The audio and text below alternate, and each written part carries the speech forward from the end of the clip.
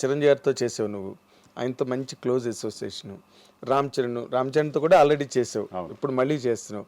అసలు వీళ్ళిద్దరి మధ్యలో నీకు కనిపించే ఒక స్పష్టమైన డిఫరెన్స్ కానీ పోలిక కానీ ఇద్దరిలో? ఇదే నాకు తెలిసి పోలికలే ఉన్నాయి ఎక్కువ. అవునా? ఎక్కువ పోలికలే. అంతేనా? అంటే ఆర్టిస్టుల్ని చక్కగా చూసుకోవడం కానీ ఇది కానీ ఎక్కువ. అంటే చాలా ఎలా ఉంటుందంటే ఇప్పుడు అన్నయ్యతో చేసినప్పుడు ఆయన కష్టపడే విధానం ఇవన్నీ కూడా చరణ్లో ఉంటాయి. కష్టపడే విధానం చరణ్లో ఉంది. ప్లస్ కామన్ ఏంటంటే చక్కగా ఇప్పుడు మామూలుగా చూసుకుంటే భోజనాల దగ్గర కానీ ఆర్టిస్టులను బాగా చూసుకోవడం కానీ ఫుడ్ అందరికీ చక్కగా బాగా వచ్చిందా లేదా, బాగుంటుందా లేదా యూనిట్లో చూసుకోవడం, ఇవన్నీ కూడా ఆయనకి ఉంది. చరణ్ కూడా సేమ్. Okay, same.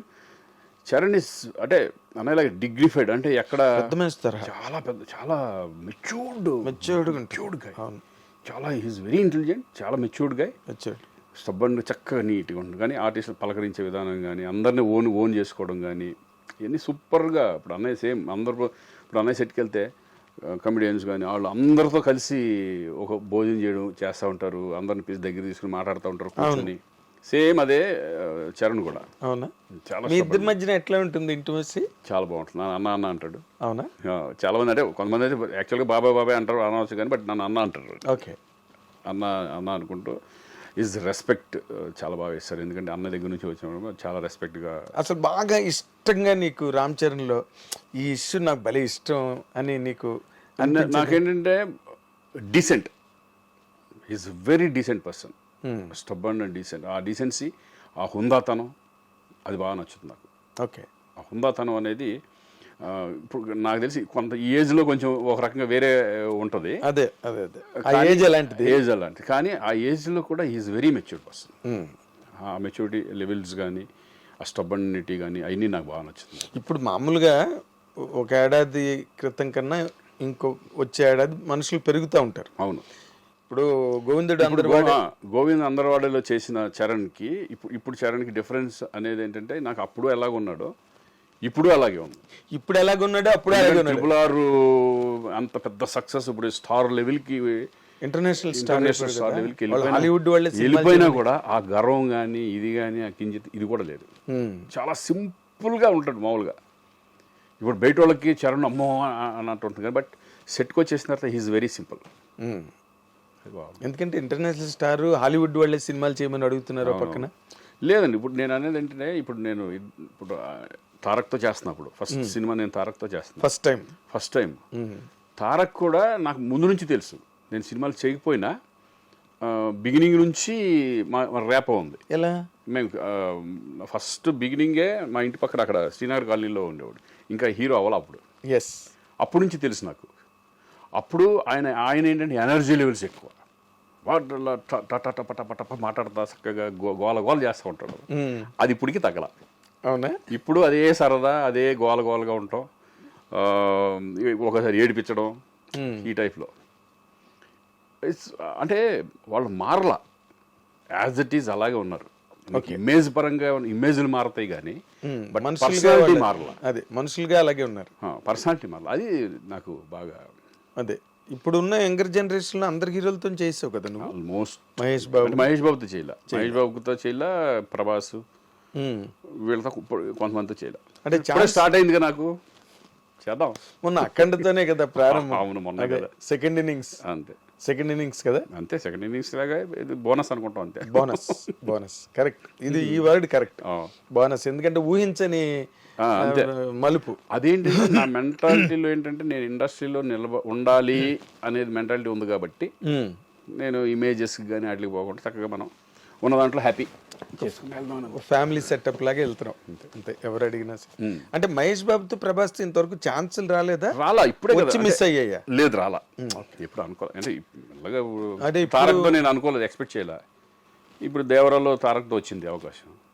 అలాగే చూసి అవి కూడా ఎప్పుడన్నా వస్తాయి, చూద్దాం. మంచిగా తప్పకుండా వస్తాయి. ఎందుకంటే రోషన్ మీద నీ ఒపీనియన్ ఏంటి Srikanth? Is a very hard worker. Hard work is cinema మీద ఇంట్రెస్ట్ ఉండే వచ్చేసాడు ఇక్కడికి. ఇంట్రెస్ట్ లేకపోతే బలవంతంగా మనం తోయలేం. ఎగ్జాక్ట్లీ. వాడు లీ స్ట్రాస్బర్గ్ వెళ్ళి అక్కడ డిప్లొమా చేశాడు, యాక్టింగ్ డిప్లొమా చేశాడు. అలాగే బాంబేలో ఒక దబాంగ్ 3 అని చెప్పి సల్మాన్ ఖాన్ది, Prabhudeva direction. Okay. 1 year assistant డైరెక్టర్గా వెళ్ళి ఫుల్ ఫిల్మ్ అసిస్టెంట్ అక్కడే ఉండి బాంబేలోనే ఉండి అసిస్టెంట్ డైరెక్టర్గా ఫినిష్ చేసుకున్నాడు. ఆ ఎక్స్పీరియన్స్ కూడా వాడు మొత్తం అంతా తెలుస్తుంది, గ్రౌండ్ అంతా తెలుస్తుంది కదా. అవును. అది కావాలని వాడు కోరుకుంటేనే పంపించాను నేను కూడా. అది కూడా ఓకే. నీ ప్రోద్బలం ఏం లేదు, మనది కానీ ఊహది కానీ ఏమి లేవు. అది మనకు తెలియదు. నువ్వు వెళ్ళు అసిస్టెంట్ డైరెక్టర్ అనలే కదా. వాడు నాన్న నేను ఇది చేయాలనుకుంటున్నాను, నేను ఇట్లా అనేప్పటికీ అప్పుడు ప్రభుదేవ బాగా తెలుసు కదా, అక్కడ హిందీలో ఫుల్ బిజీగా ఉన్నాడు కదా. ఒకసారి మాట్లాడే ఇంట్లో సూపర్ ఐడియా పంపించేసే నో ప్రాబ్లం అన్నాడు. పెట్టేసాం అనమాట. ఓకే. అందుకేంటంటే సినిమా మీద ప్యాషన్ ఉన్నాడు బాగా, కష్టపడతాడు, సినిమా మీద ప్యాషన్. ఇక నెక్స్ట్ ఏంటంటే ప్లానింగ్ ఇంకా మనకు తెలియదు ఏముంది, ఇండస్ట్రీ పెళ్లి సందడి టైటిల్ తోనే మళ్ళీ సినిమా రావడం. అక్కడ నుంచి ఇప్పుడు నెక్స్ట్ ఇప్పుడు వృషభ అని జరుగుతుంది, మోహన్ లాల్ అండ్ రోషన్ది. ఇప్పుడు అది రన్నింగ్లో ఉంది. మార్చి నుంచి మన స్వప్నవాళ్ళది స్టార్ట్ అయిపోతుంది, వైజయంతి మూవీస్.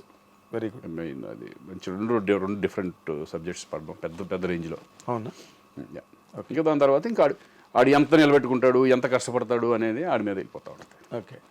అంటే ఇన్ జనరల్గా ఫ్యామిలీ లైఫ్ పాయింట్ ఆఫ్ వ్యూకి వస్తే, బికాజ్ ఐ నో మీరిద్దరు లవ్లో పడడం, మీ ఇద్దరు మ్యారేజ్ చేసుకునే ప్రపోజల్ రావడం, ఇవన్నీ నాకు తెలుసా వాతావరణం. మీ అందరూ ఫస్ట్ నుంచి మా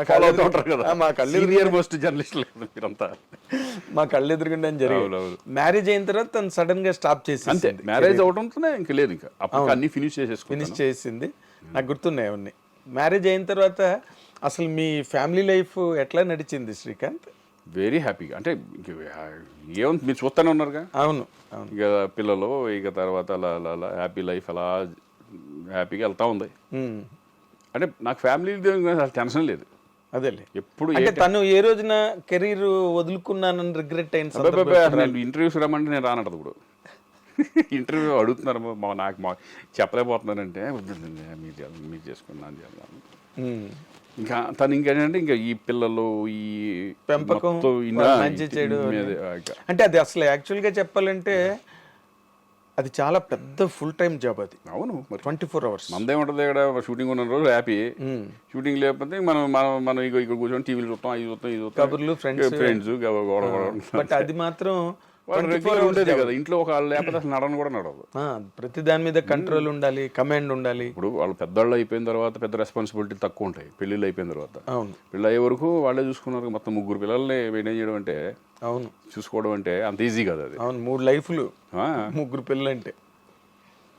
అసలు పాప గురించి. పాప ఏమో ఇప్పుడు కెనడాలో చదువుతుంది, Vancouver UBC, university of British Columbia. Okay. దాంట్లో మార్కెటింగ్ ఇది చేస్తాం అన్నమాట. ఎంబీఏ. ఓకే. అక్కడ ఎంబీఏ వేరే అంటారు, ఎంబీఏ అనరు, but equivalent under graduation, equivalent qualification అంతే. బీబీఎం లాగా.